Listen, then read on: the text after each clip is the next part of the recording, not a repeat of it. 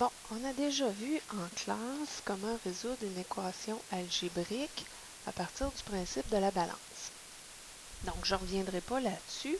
Aujourd'hui, on va y aller vraiment au niveau purement mathématique. Donc, j'ai une équation algébrique qui est relativement simple. On commence par la base parce que c'est important de développer la bonne méthode de travail, la bonne façon de présenter ta démarche.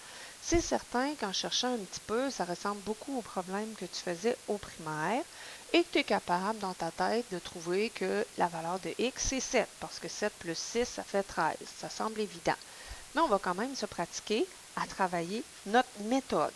Donc, mon objectif, quand je résous une équation, c'est d'obtenir x égale à un nombre de l'autre côté.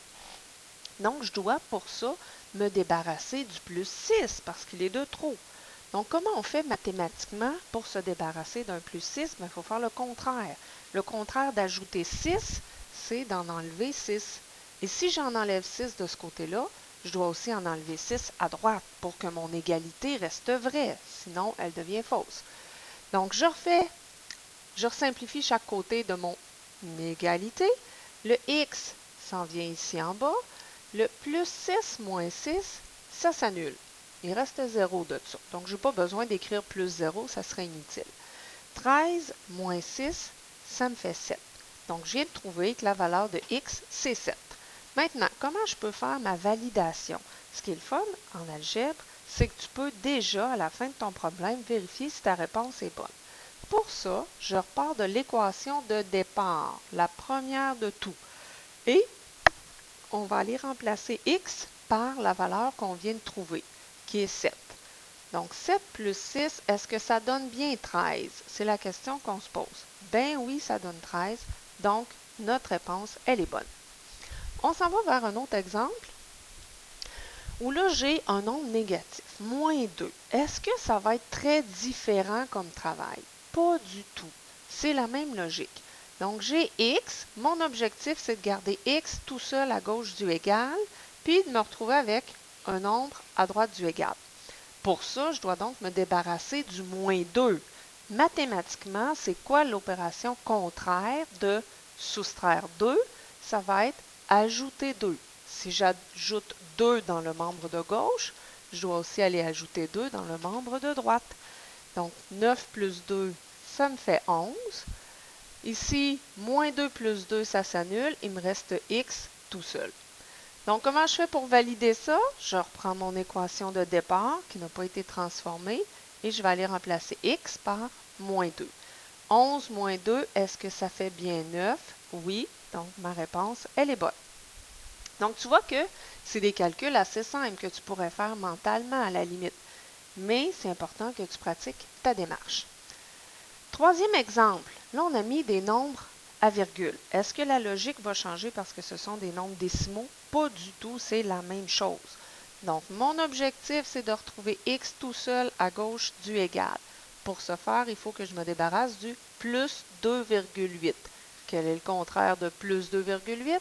Moins 2,8. Si je le fais à gauche du égal, je dois aussi aller le faire à droite du égal. Et tu vois que j'écris mon moins 2,8 juste à côté du plus 2,8. Comme ça, c'est plus facile de les rayer pour dire qu'ils s'annulent. Et à droite, je vais mettre le moins 2,8 avec la constante aussi parce que ces deux-là vont s'annuler ensemble. Plus tard, ça sera important de le faire comme ça. Donc, les 2,8 s'annulent. Il me reste x tout seul à gauche égal à moins 8,5. Bon, si le moins 8,5 t'embête un peu, non, c'est vrai, c'est pas moins 8,5, j'ai changé ma question tantôt. On va faire le calcul ensemble. Donc ici, le 5,7, il est positif. Je me sers de mon petit tableau de pointage parce que c'est une addition-soustraction. Je vais aller mettre le 5,7 dans la ligne des plus. Le 2,8, quel signe est en avant? C'est un moins. Donc, je vais aller le placer dans la ligne des moins. Et là, je me pose deux questions. Qui gagne? Bien, c'est l'équipe des plus qui gagne. Donc, ma réponse, elle sera positive. Et il gagne avec combien de points d'avance?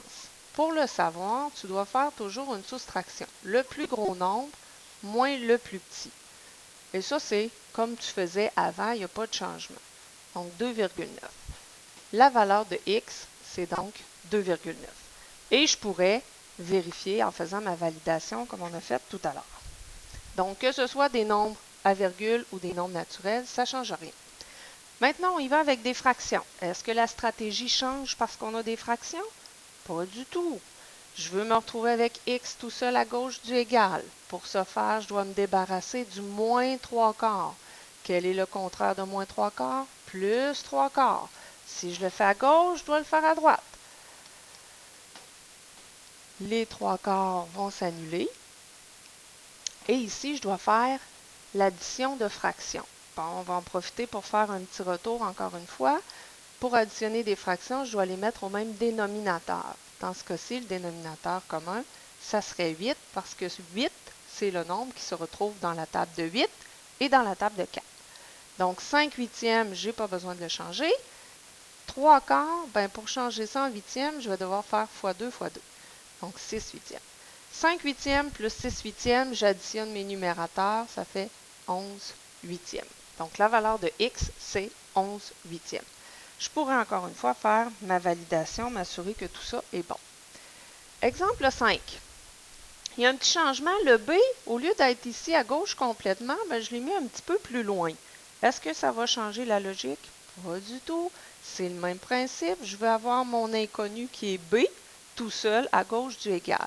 Donc, j'ai le 10 ici qui m'embête un peu. De quel signe il est le 10? Il est positif. Quand ce n'est pas écrit, c'est toujours un plus. Donc, comment je me débarrasse d'un plus 10? Je dois faire moins 10, moins 10. Tu vois que je n'ai pas vraiment tenu compte du plus qui est là.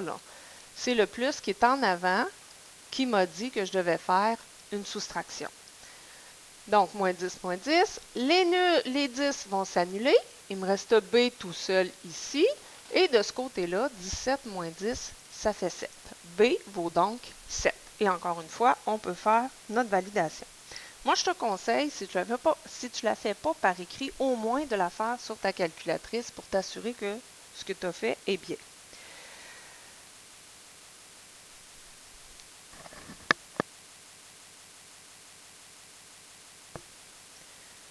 Maintenant, on va faire un exemple un petit peu différent. Cette fois-ci, le B, il est à droite complètement. Il est dans le membre de droite. Bon, si ça t'embête, il y a un truc là assez simple. Tu peux échanger le membre de gauche et le membre de droite. Tout ce qui est à droite, je l'envoie à gauche. Tout ce qui est à gauche, je l'envoie à droite. Sans changer l'ordre, rien du tout. Je fais juste prendre un bloc, puis je le change de place. Et là, on se retrouve comme le problème de tout à l'heure. Donc, je vais avoir le B tout seul. Pour ce faire, il faut que je me débarrasse du moins 14 qui est là. Quel est le contraire de moins 14? Plus 14. Si je le fais à gauche, je dois le faire à droite. Les 14 s'annulent. Il me reste donc B tout seul. 16 plus 14, ça fait 30. Et on peut faire encore une fois notre validation. Dernier exemple qui semble un peu différent. Égale 5B moins 4B plus 7 plus 4. Encore une fois, en regardant ça, il se peut que tu paniques. Mais il faut que tu apprennes à y aller tranquillement. La stratégie qui est la bonne quand tu fais de l'algèbre, c'est d'y aller un petit pas à la fois. Donc, première étape avant tout, c'est de simplifier chaque membre. Et à chaque fois que tu peux le faire, tu dois le faire. Si tu vois quelque chose qui peut être calculé, tu le calcules. Donc ici, là, je m'arrête à mon égal. Quand on dit simplifier chaque membre, là, pour l'instant, je ne vais pas traverser d'un bord à l'autre du égal. Je m'occupe simplement du 14 plus 6. Est-ce que ça se calcule? Est-ce qu'il y a quelque chose que je peux regrouper? Ben oui, c'est évident, ça fait 20. Égal. Maintenant, je traverse de l'autre côté. Dans tout ça, est-ce qu'il y a des choses que je peux regrouper? Ben oui, j'ai des B ici, puis j'ai des B ici. Donc, 5B moins 4B, ça fait 1B. Et il y a aussi les constantes, plus 7 et plus 4, que je peux regrouper pour faire plus 11. Et là, on se retrouve avec quelque chose de beaucoup plus simple, comme tantôt. L'autre petit détail que tu dois apprendre à voir, le 1 qui est ici devant le B, est-ce que je suis obligée de le mettre? Pas du tout, puis même, je te conseille de l'enlever. Sinon, tu vas avoir tendance à vouloir faire des calculs avec ça, puis ça risque de te causer des problèmes. Donc, tu l'enlèves. Mon objectif, c'est le même, c'est d'avoir B tout seul d'un côté du égal, que ce soit à droite ou à gauche, ça importe peu. Donc, pour faire différent, cette fois-ci, je vais le garder à droite. Donc, le B, il est suivi de plus 11. Je dois me débarrasser du plus 11 en faisant le contraire, qui est moins 11. Et je dois aller le faire de l'autre côté aussi. Donc, 20 moins 11, il me reste 9. Et de ce côté-ci, les 11 vont s'annuler et il me reste B tout seul. Et je pourrais, encore une fois, faire ma validation pour m'assurer que tout ça est bon.